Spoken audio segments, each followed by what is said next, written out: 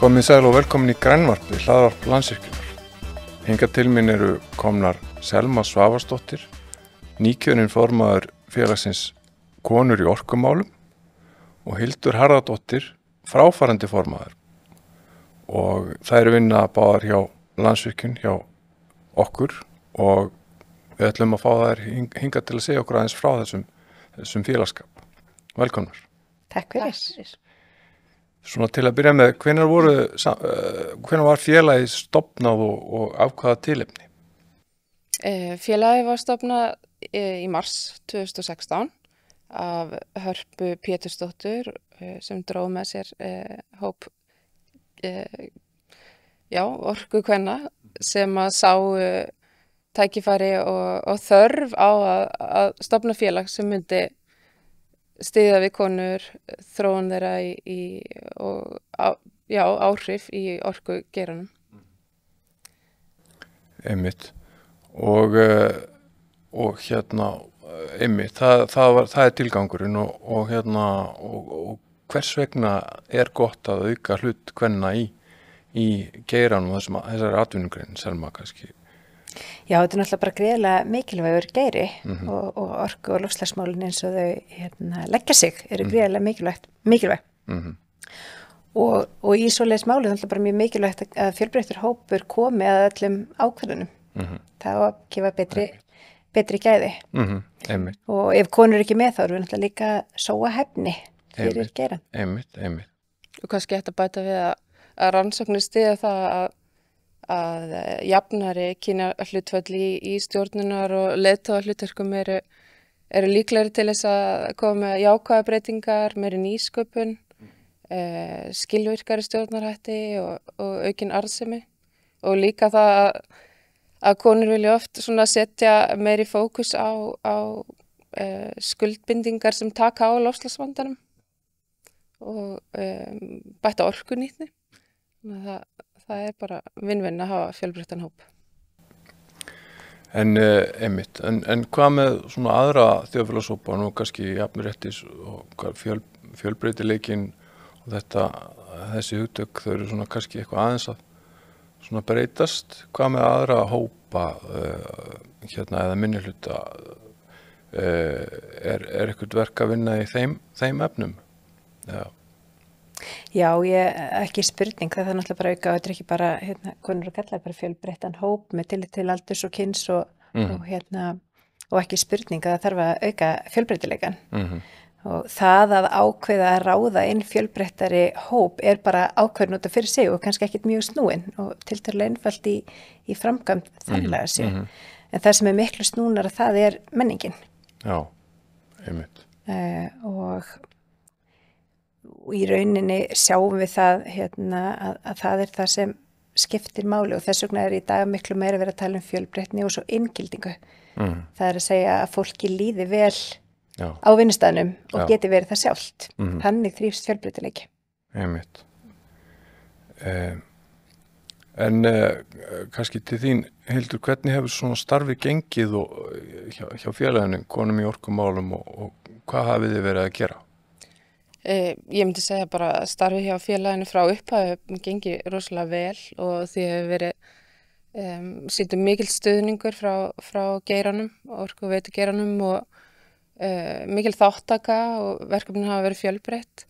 Kannski starfi er svolítið svona að það skiptist í að við erum með verkefni eins og skýrslu stöðu kvenna í ákvörðun og áhrifavaldstöðum í geiranum.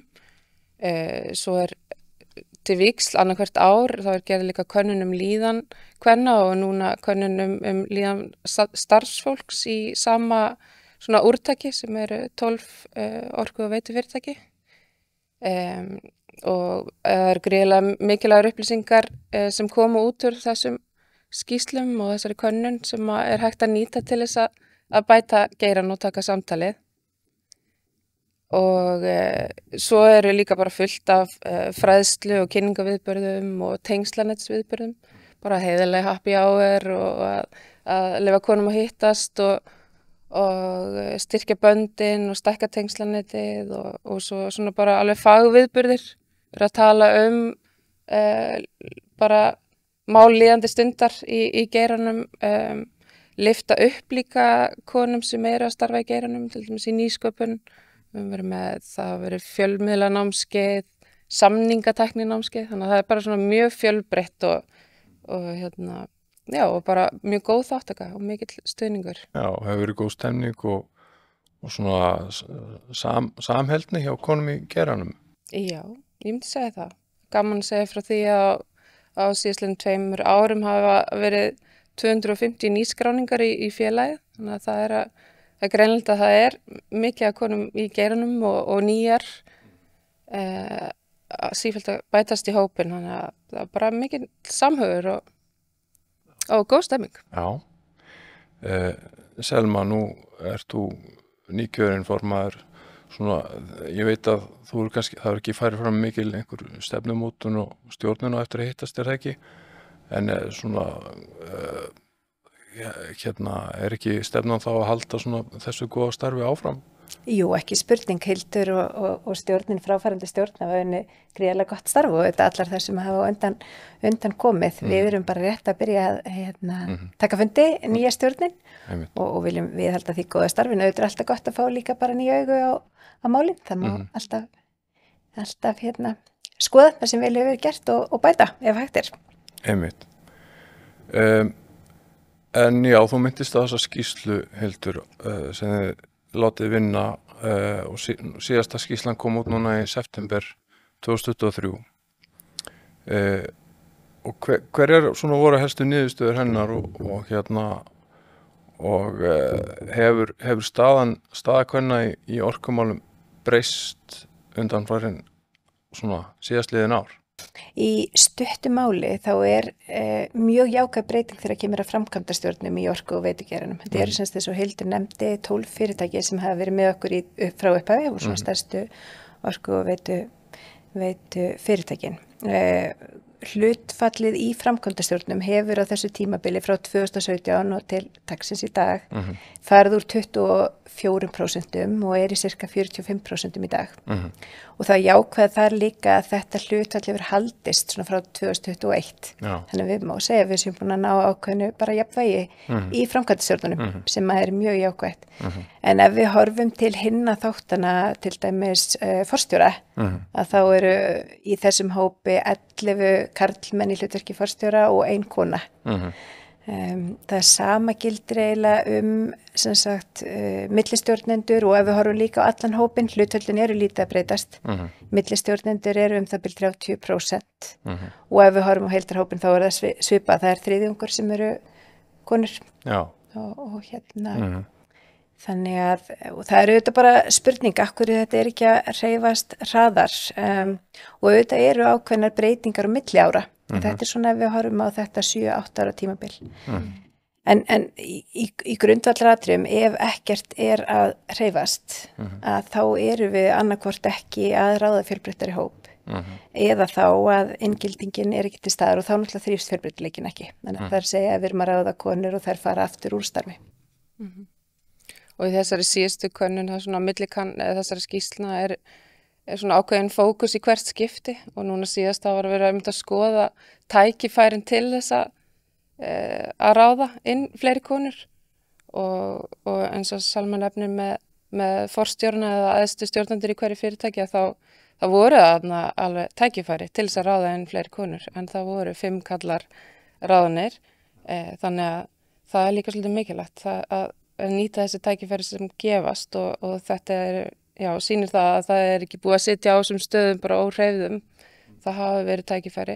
En það sem að jákvæði teikna lofti og snýst þá inngildinguna að halda í konurnar og hjálpa þeim að koma til áhrifa er að það voru 2-falt fleiri konur í framkvæmdastjóra hópnum sem er 30 til 44 ára. Þannig að vonandi verða þá í framtíðin þessar konur hvattar til þess að halda áfram og styrkja þær inn í þá forstjóra æðstu stjórnendastöður. En svona, það var einhver vísbending það í þessum niðurstöðum að forveri í starfi sé svolítið viðmið í ráðningum og og það þarf náttúrulega bara að gefa konum tækifæri. Það er auðvitað áhugavert að skoða og grúska í þessu. Við sjáum til að mynda, til að bæta við varðandi framkvæmdastjórnunar, að það er engin kona í framkvæmdastjórn eldri en 60. En karlarnir eldri en 60 eru hvað 16 eða 17, er það ekki? Eða voru á síðasta ári? 17, já. Já, en getur þetta ekki verið sko að séu bara kynslóðaskipta eiga sér stað og konur séu kannski meira átt að sjá því að þetta er áhugaverður geiri og það er erindi í hann. Algjörlega. Og þetta sé svona breyting sem að kannski gerist ekki á einum degi. Nei, en mér finnst samt þessi punktur með að það sé engar konur eldri en 60 sem er í framkvæmdastjórnarstöðum. Það rímar nefnilega líka við niðurstöður úr síðustu könnunum líðan starfsfólks að konur eldri en 55 ára og eru að upplifa minni hvatningu og tækifæri til framþróunar í starfi. Þannig að þetta er hópur sem að kannski upplifa sig svolítið svona ósynlegri að þannig að það mætti gefa þessum hópi gaum. Og bara almennt á markanum. Og almennt á markanum, já, ég held að þetta sé ekki bara konur verði fyrr aðeins eldri í atvinnulífinu. Einmitt. En kannski vert að nefna að niðurstöðurnar úr þessi líðankönnun starfsfólks sýnir samt að það er líðan starfsfólks í geiranum almennt er gríðarlega há og já, fólki líður vel og já, þannig að það er bara mjög jákvætt. Og kannski, og annað jákvætt að því þú talar kynslóðaskiptin, fyrirmyndir skipta gríðarlega miklu máli og finnum þá að við horfum til dæmis bara til Landsvirkjunar að hlutfall í umsóknum störf hjá fyrirtækinu hefur náttúrulega algjörlega gjörbreyst. Þegar við erum með fleiri fyrirmyndir þá fáum við meira af konum sem hafa áhuga á þessum gerum. Já, einmitt. En hvernig er staðan hjá fyrirtækinu sem við vinnum fyrir Landsvirkjun? Jú, við fórum í heilmikla vinnu 2017 í jafnréttismálunum og það hefur mjög margt breyst og við unnum í smáu og stóru og ef við horfum kannski að því við vorum að tala kynjahlutföllin í KÍO og ef við horfum á kynjahlutföllin hér hjá okkur að þá aftur í framkvæmdastjórn náðist mikill árangur og kynjahlutföllin í framkvæmdastjórn ef við tökum forstjóra út fyrir sviga sem er yfirleitt gert til að vera að horfa á framkvæmdastjórn og hlutföllin þar að þá er hlutföllin sem sagt jaft 50-50 þar. Hópurinn hins vegar almennt ef við horfum bara heildarhóp starfsfólks að þá eru konur 32% og ef við horfum á sama tímabil þá voru þær 30% fyrir ykkur 8 árum þannig að það er svo sem ekki greiðleg breyting þar og bara mjög lítil í rauninni. Millistjórnendur hins vegar, þar hefur konum fjölgað þær voru 33% 2017 eru núna 38% þannig að það eru jákvæða breytingar. En aftur, svo er það menningin sem skiptir lykilatriði í þessu. Sko nú er kannski svolítið stór hluti starfsfólks í orkugeiranum í svona iðngreinum sem kannski konur hafa ekki fyrir en kannski á síðustu árum verið svona að sækja í sig veðrið á þeim vettvangi. Er það svona eitthvað sem hægt er að vinna í eða þá kannski og er verk að vinna í þeim efnum? Ekki spurning. Innmentað fólk er náttúrulega mjög stór hluti af Landsvirkjun, það bil helmingur. Það eins og þú segir, það er vöntun á innmentum konum og það er ekki nægilega margar í námi og við höfum alveg verið að skoða það hvað er hægt að gera í því og það er svo margir þættir sem spila þar inn í. Það er bæði vilji ungra kvenna til þess að fara í iðnnám en það er líka menningin í kringum þetta og það eru foreldrarnir og þeirra skoðun á því hvað stúlkur eða konur eiga hvað sé gott fyrir þær að gera. En svo snýr þetta líka að vinnustæðnum og þó að karlar séu ríkjandi í þessum störfum í dag á stöðunum okkar að þá er svo margt sem kemur til og þarf að gerast í rauninni til þess að vinnustæðurinn sé eftirsóknarverður fyrir konur og það auðvitað bara eðlilegt þegar karlar hafa verið í miklu mæli ríkjandi hópur að þá auðvitað menningin karlægari, ég held að það bara eðlilegt og jafnvel vinnuumhverfi og eitt af því sem við gerðum 2017 þegar við fórum í að skoða Landsvirkjun með tillit til jafnréttis að þá fórum við að skoða vinnuumhverfi á stöðvunum og það endurspeglast oft líka bara áhuga karla, þannig að það er vinnutíminn, það er vinnuumhverfið, það er hópurinn og það hefur líka sýnt sig, það er ekki farsælt að ráða eina konu, það er erfitt að vera í miklu minnihluta, þannig að það er rauninni betra og væri ákjósanlegast að væri þetta að ráða einn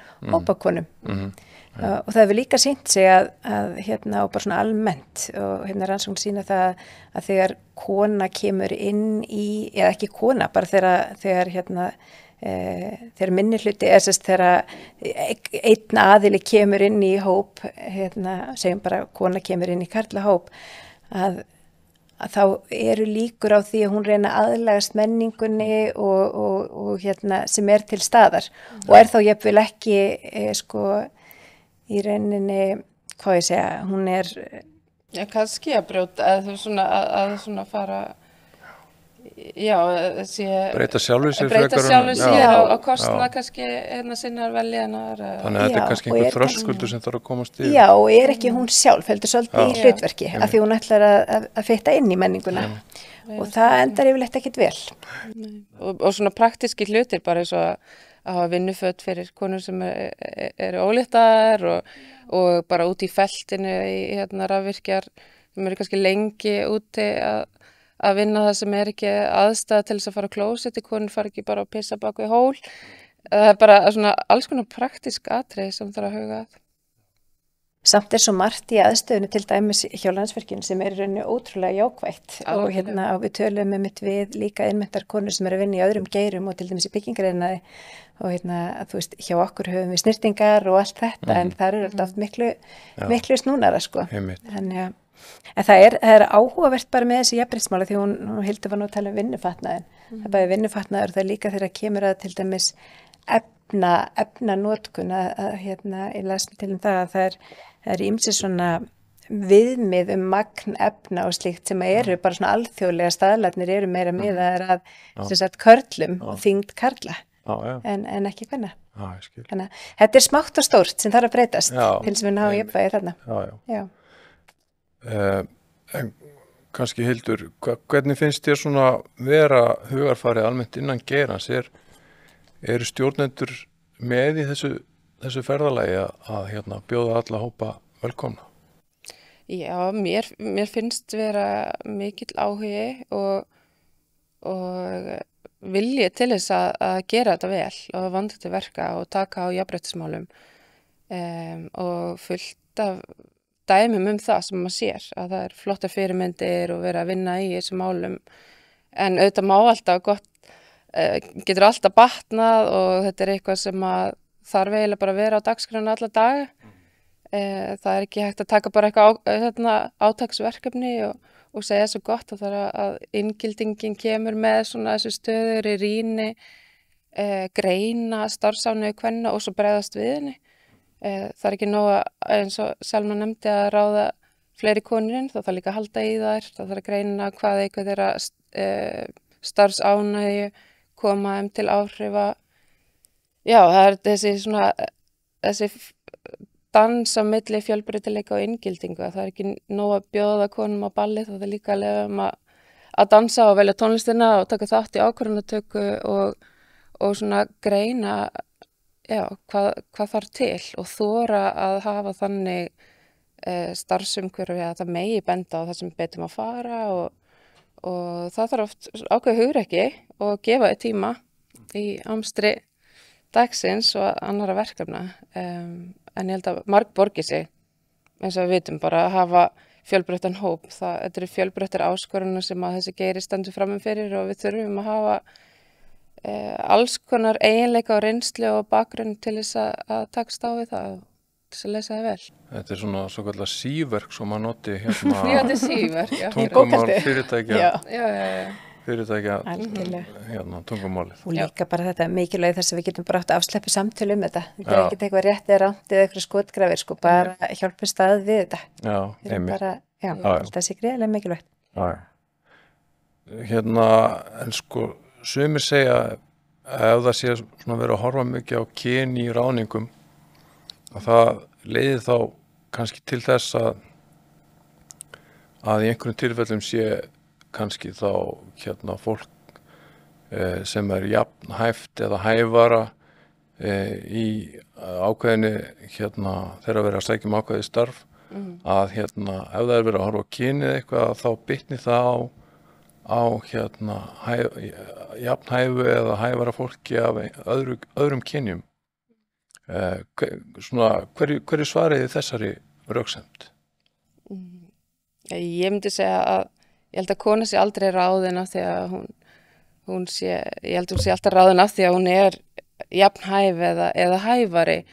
Ég held að það sé mjög mikilvægt líka að Geiri sem svona karllægur og þurfi að hvetja öll kyn til þess að sækja og við vitum að konur og karlar horfa öðru sig á starfsauglýsingar til dæmis. Konur eru miklu líklegri heldur en karlar til þess að vilja ekki sækja nema þeir tikki öll bóksin og það kannski eins og við erum að koma inn á svolítið hættan á að vera að ráða bara út frá gömlu starfslýsingunni og þeim eiginleikum með reynslu eða þekkingu sem var áður og þá einmitt í fjölbreytileikunum þarf þá að horfa aðeins breiðar. Ég held að með kannski ólíkum kynum líka kemur þá annar bakgrunnur sem að gæti verið bara mjög jákvæður. Já, þannig að ég held að þetta sé svona, þetta kannski meira bara svona eitthvað sem við segjum. Hún bara ráðin af því hann kona. Ég held að sé í rauninni ekki alveg þannig og það kannski ýmislegt annað sem að kemur til. Algjörlega. Lykilatriði þarna náttúrulega bara að laða að fjölbreyttan hóp, fá fjölbreyttan hóp umsækjenda. Og eins og Hildur segir, bara til dæmis atvinnuauglýsingarnar við höfum verið að skoða þar og það rannsóknir hafa sýnt að það eru ólík orð og ólíkt orðalag sem höfðar til kynjana og mikilvægt að huga að því. Já. Og að þetta höfði til breiðari hóps. Það sé lykilatriði í þessu samhengi. Og ég held að maður sé nú tregur til að fara að ráða einstakling sem minna hæfur heldur en einhver annar í teimi sitt, sko. Ég held að þegar allt kemur til alls þá er maður bara styrkja teimi og þarf að ráða besta einstaklingin. Það er alltaf þannig. Já, nákvæmlega. En eða horfið svona fram í tíman, hvernig eru horfurnar svona í þessum efnum? Haldið að getið þið gefið einhvern ártal yfir það? Hvernig jafnrétti næst? Jafnrétti næst. Ég meina, höfum við náttúrulega verið að tala líka svolítið sko kynjajafnrétti og jafnrétti náttúrulega svo miklu fjölbreyttara. Það var kannski það sem við bara fórum að stað með. Aldursdreifingin hefur líka breyst mjög mikið.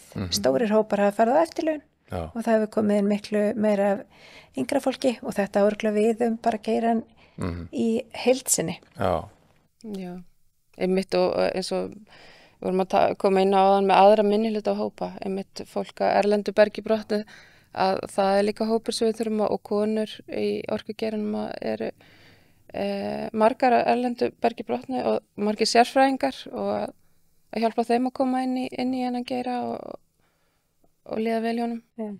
En umræðan líka komin og ef við horfum kannski á Landsvirkjun þá erum við meira í dag farin að tala um fjölbreytileika og inngildingu og ég veit að við ætlum að leggja áherslu á það og það skiptir gríðarlega miklu máli til þess að ná árangri til framtíðar til að fjölbreytileiki þrífist.